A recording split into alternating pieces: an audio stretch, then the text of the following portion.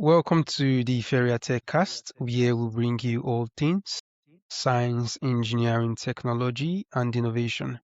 Today we are joined by Cesar Viana Teague, a change management and enablement consultant who helps tech leaders make AI and software adoption stick. He blends authentic leadership coaching with go-to-market enablement to turn resistance into real results. Caesar created the A.P.E.E. model that aligns leaders and teams through analyze and assess, plan, execute, evaluate, and exit. He has guided CEOs, COOs, and sales executives across the United States and Europe and is active with the Institute of Coaching at McLean Hospital, a Harvard Medical School affiliate. Welcome to the show, Caesar. It's an honor to have you here. Thank you for having me. Thank you. All right, so quickly, let's dive in. Caesar, the name of your practice is Change is Good, which, in my opinion, is a bold statement. So, what Yes. was the defining experience in your career that made you believe that so deeply? And how do you convince a skeptical team that's facing yet another new software rollout? Yeah, it's a great question. The actual name of my business is Next Level Consulting. Change is Good is what I'm calling the practice. And so, that since around the A.P.E.E.E. model that you mentioned, it's really that's what I follow to as part of strategic planning for change. And so that way I'm not skipping any steps. And I'm essentially co-designing the change with the folks involved, so that it isn't a change about, well, here's a new software tool, here's some training on the software tool, and, go run with it. So that's not change management per se. That's training for a change in the tool. And by the way, there's also change management within software development, right? When you're iterating on various aspects of the software itself and providing quarterly releases, etc. So I'm not speaking about that either. So it's really more about, what are we doing to help with the people part of the change? How are we, like I mentioned, co-designing this with folks, key stakeholders involved in order to get the buy-in and really just get the understanding about what's important about this change and how does it align with our company's vision and mission. So once you have that aspect of it covered, I mean, it sounds easy to do, it isn't, then a greater chance of adoption of the change. Because yes, change is good, but people don't necessarily like to change. It's no different than that adoption curve you've seen where you have the early adopters, right? And then you all the way to the laggards at the end. But something like 46% of employees companies don't really, or more, at least what's been surveyed, they don't really like to change, or they have anxiety about changing. Let's put it that way. And the anxiety is caused because, wow, this is something that I have to do on top of my regular workload, or this is something new I have to learn. Maybe the person is not really into learning new technologies because it's going to have an impact on their productivity initially, right? As soon as you get up to speed, obviously it takes a little bit of time. And so that's going to impact productivity. And so people may not be willing to necessarily do that. If it takes too much time, they're just going to say, forget it, and then just move on. So that's what I've noticed around, doing different types of work around enablement and change management for a number of years. And so that's why I'm using also the term change is good, because it can be good, but it's not necessarily, the process may be a little bit painful, and then the results certainly, are supposed to be better for everyone involved in terms of the company. So it's a collective good. But you do have some people who maybe are tired of change because there's been other previous change initiatives that weren't done properly. And I don't blame them at all for not wanting to, roll their eyes and say, this is yet another thing we have here, which, Fantastic. you know what I mean? So this is kind of like some of the details that I wanted to share around that. Great. That was really insightful. So let's talk about your A.P.E.E.E module. For the engineers and systems thinkers in our audience, can you break it down and how is it like a software development cycle?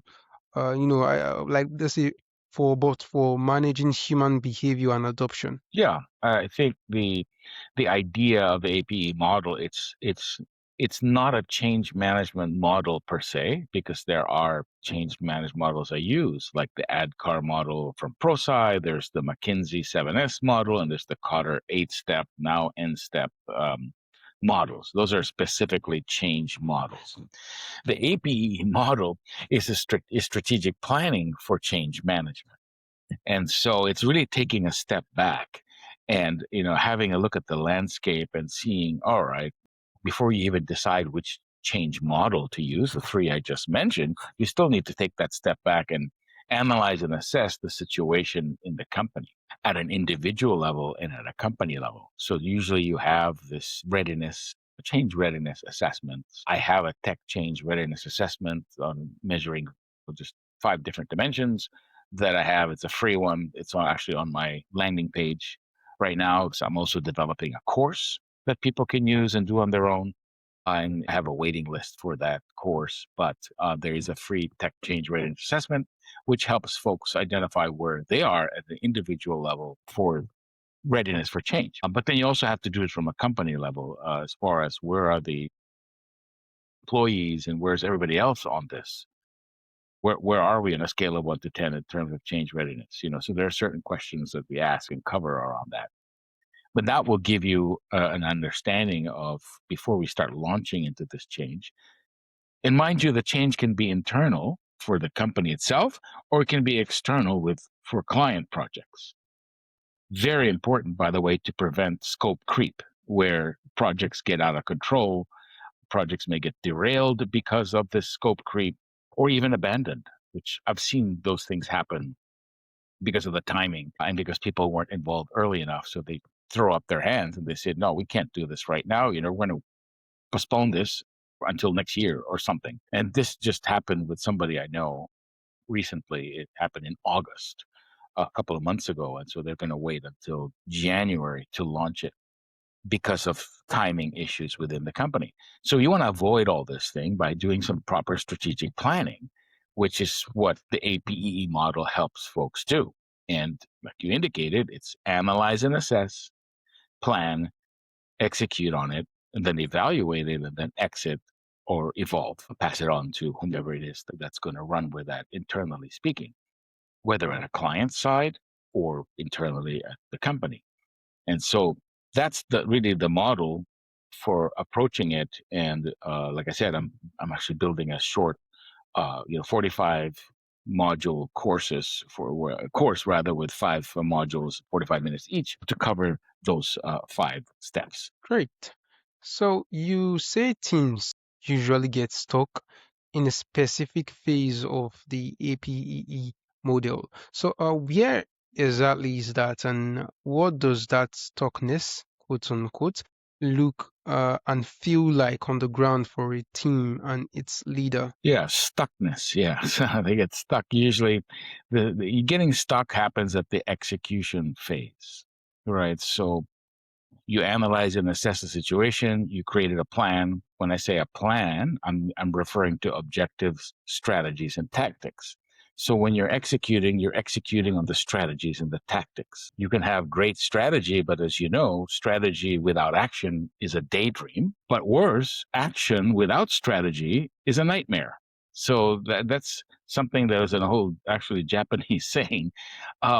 That I adopted into the work I'm doing, because the stuckness happens during this execution phase and can happen due to the maybe ineffective planning that happened the step before it, or even earlier at the analysis and assessment phase, where you have to analyze the situation, do your SWOT, do your stakeholder analyses, and then prioritize.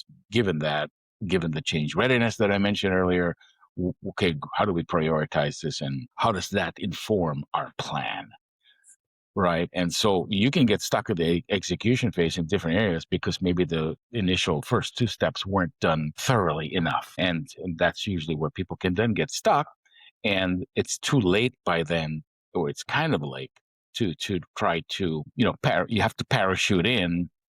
Somebody contacts me and they're already 2/3 of the way through their change process and things aren't working, then that means I'm going to have to parachute in and figure out, okay, we need to take a step back. What I just told you, that's just no secret. I need to take a step back and take a look. Okay, what do we have? What are we working with? So analyze and assess the situation, see what's working and it's not working, align with the key stakeholders and sponsor all that, as well as the champions or change agents in the company, if any, or maybe that's part of the reason because they don't have a champion, or the sponsor isn't really that engaged in terms of the types of communication.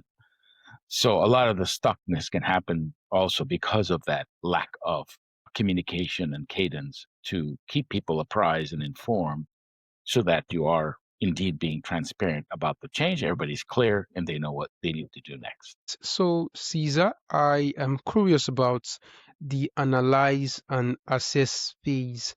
So, what's a question you ask in stakeholders' interviews that consistently reveals the real unspoken resistance to change that a leader might be completely missing? As far as the stakeholder analysis piece, right? Usually we're asking them the same questions just to see where we are aligned and where we might have some gaps. And so with that, one of the questions will revolve around what is their experience with change readiness or with the changes that they've done, meaning them as a key stakeholder, but also the company's experience from their perspective as what other changes have they attempted in the past, what worked and what didn't work and why. So it's a loaded question, but it also provides a lot of insight as to their, what is their feeling and opinions about what's transpired in the past with change, what worked about it, what didn't work, because you're going to bring to the table to the current change project whatever you've experienced in the past. That's going to be at the back of your mind, and you're going to bring that to the forefront and could influence your readiness for change. It will influence your readiness for change because that's the mindset and perspective that you're bringing from your previous experience. It's no different than at a personal level when you're going to go travel somewhere and you had a bad experience in one thing, and then you're bringing that and you're worried about that in the new place you're visiting. That's going to have an impact on maybe how you're feeling or the amount of things that you do, the activities that you do based on what may not have happened well in the past. It's no different than the change management. Whatever their experience is in the past, we try to find out what that is, causes for it, and their opinions around that now before moving forward with the current new change. So, for the technical leaders listening who are brilliant at systems but find the people stuff messy, so what is one practical, repeatable leadership behavior that has an outsized impact on accelerating adoption? Yeah, that's an excellent question. I think part of my research I've done while I was at the Chicago School of Professional Psychology from 2014 to 2021, so over 7 years, was around that, really around um, authentic leadership. Actually, it was at the intersection of authentic leadership, cultural intelligence, and communicating with multicultural teams. It was those three constructs. But without getting too complicated and practical, I would just say from authentic leadership is the behavior that tech leaders and SMEs can implement, which, okay, great, authentic. Well, what does that mean? From a practical standpoint, is really about transparency. And some SMEs that I've worked with, I've noticed tend to be more introverted folks. Brilliant.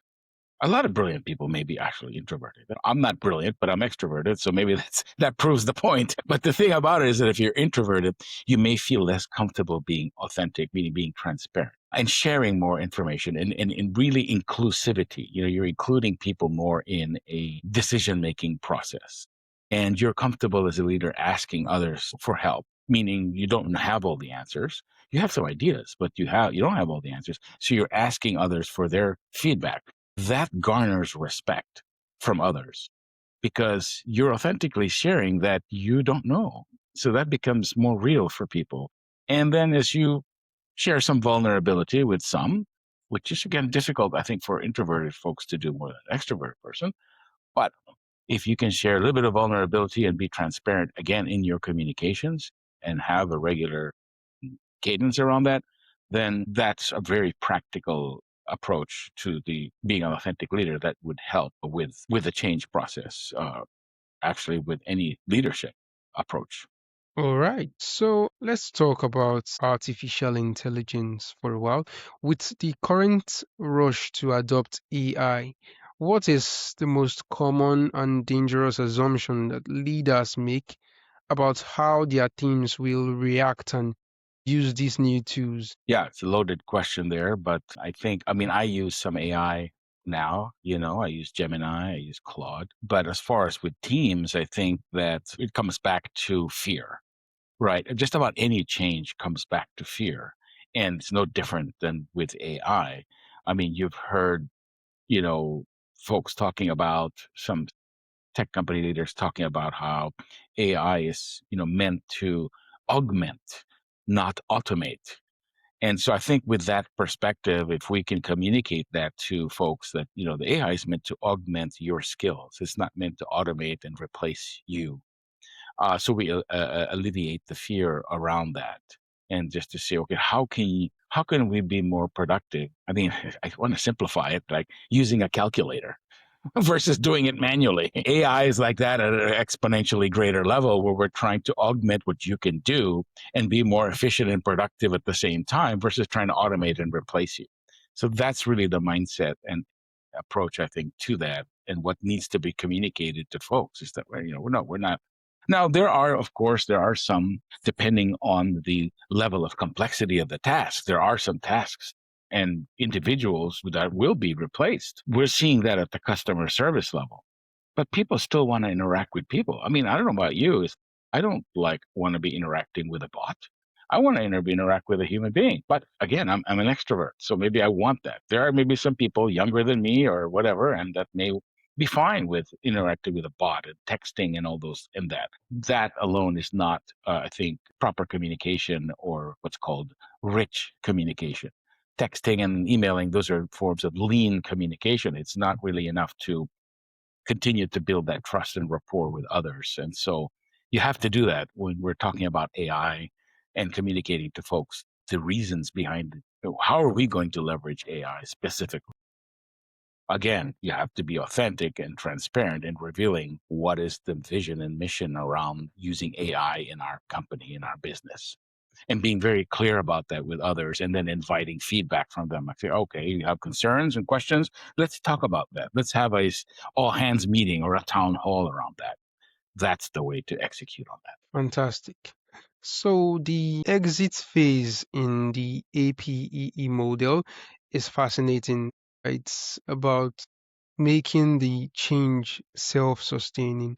So what is the telltale sign that a leader can truly exit and the change has genuinely become the new normal? Yeah. And so the step before that, by the way, was the evaluate phase. So one of the E's is, right, you have the execute, evaluate, and exit. And so the evaluation piece is going to inform and determine that exit or the timing thereof. And so when you're evaluating, and I mentioned this because it is very important to evaluate and see, okay, what did we do well? What's working? What's not working? What do we need to adjust and then iterate further on? You can't exit until things are in place, but you're also measuring the success of the project when you're exiting it in terms of adoption. So that's what, that's one of the things that actually gets evaluated is what feedback are we getting from folks who are utilizing this new AI or this new ERP system or CRM system or LMS, CMS, whatever it is? What's the feedback we're getting for the most part through surveys, anonymous surveys, and obviously direct surveys from people with specific questions versus just open-ended ones as well, and then right, and then determining, all right, well, given all this, we're seeing the behavior as to who's actually implementing and using it in terms of the adoption.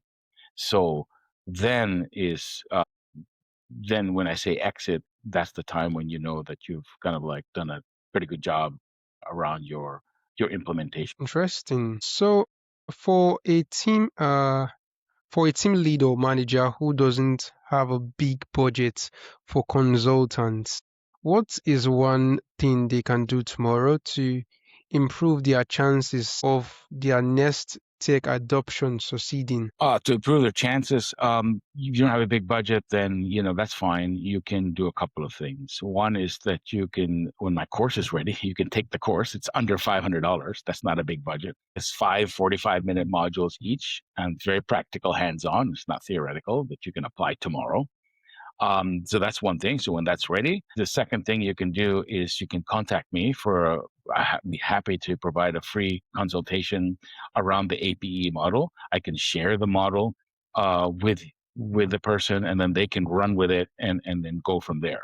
Now, naturally, if they want to take it further, then that's where I would come in to help with that, either on like a 30-day, 45-day or 90-day program, depending what makes sense, given the complexity and scope of the change, right? You have to really determine what is the complexity and scope of your change, and then determine from that, what's the impact you're planning to have with it. And then again, you can just use the A.P.E.E.E model to run with it. At least you have some form of structure to use versus shooting from the hip. And I'm happy to share that.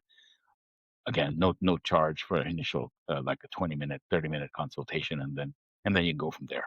Fantastic. So, Caesar, looking at the future of work, what is the next big change management challenge you see on the horizon that organizations are not yet prepared for, or you think so? It always comes back for me. I think it's going to come back to the people readiness. It's right. It just is, since change is about people. It's a question of what's the level of trust that we are building with the people we in our business, in our company, in our team, right? So what are we doing about that? Because once trust is, you have to earn trust in any kind of relationship, individual, personal, professional. And it takes a long time to, you have to put a lot of coins to trust coins to build the trust account, so to speak. But it can be very quickly eroded. And so I think that whole aspect of building trust internally is difficult to do, and it would be very important in order for people to continue rowing in the same direction as everybody else within the company for the company to succeed. So I think putting some time and effort into that aspect by the senior leadership team would be very important to practice on a regular basis and focus on. That's part of their strategy. What are we doing to support our people? What are we doing to build trust? And how are we going about that? And what's working, what's not? Those are the kind of conversations, I think, at the C-level that need to happen. Great, that's really insightful. So, if you could get every CEO and CTO to internalize one principle about change, Caesar, what would it be? Change is good. And Mm-hmm. and you have to get everybody, you have to, again, what I just said, you have to build the trust first, so that as you continue to, change is always happening. We know that. But as you continue to roll out different changes, the people will feel that they trust the people that are really driving this, the driving forces in terms of the leadership around that. And how are we doing that? And also getting folks at the other levels, not just at the C-level, but at all levels, to be a part of this mission. People are not going to execute on a mission if there's no trust. And so I'm coming back to the trust piece. All Change is right. good, but it's only good if you have trust. Yeah, that's interesting one there. So, in your work, which is all about creating structured frameworks for human adaptation to technology and change. So, what does the word innovation truly mean to you? Innovation to me is, you've heard of failing forward fast. Yeah. That sounds cute, and it's true. You do have to fail forward fast in order to innovate, but in order to do that, you need to take risks. And in order to take risks, you have to have a culture that is accepting of risks. And it's because if you don't, then people are getting penalized because they failed, or at least they figured out a way that didn't work. It's not failing; it's just figure out one other way that didn't work, like the Edison approach, right? ten Yeah, thousand things to get to the result. So, yeah. but if your culture is not one that allows risk, then how are you going to possibly innovate? You have to be able to trust and allow people to do what you brought them in to do in order to innovate and to do something differently than what's being done before in order to create that paradigm shift, in order to create this whole different solution that wasn't even an idea some years ago. So it takes trust and risk in order to do that. All right. So finally, for our listeners who want to move from idea to action, so you offer a tech change readiness kit and consultant. Yes. So where can Yes. they go to get these resources and start building their own plan for it? Right. I think two ways really is you can visit my site, which is just being updated, and I think it's about to be released any day now. It's changeisgood.io. Or you can also contact me on LinkedIn. I'm very active there, and you can message me directly on LinkedIn, Cesar Viana Teague, and you can go that route. Like I said, you can connect with me or message me, and then we can connect that way. And happy to share, like I said, the model that I have and for strategic planning for change management, as well as the tech change readiness assessment that I can share with folks too, where they can rate yourselves on 5 dimensions fairly quickly. Fantastic. Caesar, it's been a really insightful conversation with you, and I'm really excited and honored to have you on the show today. Thank you so much. Brilliant questions that you asked. Thank you.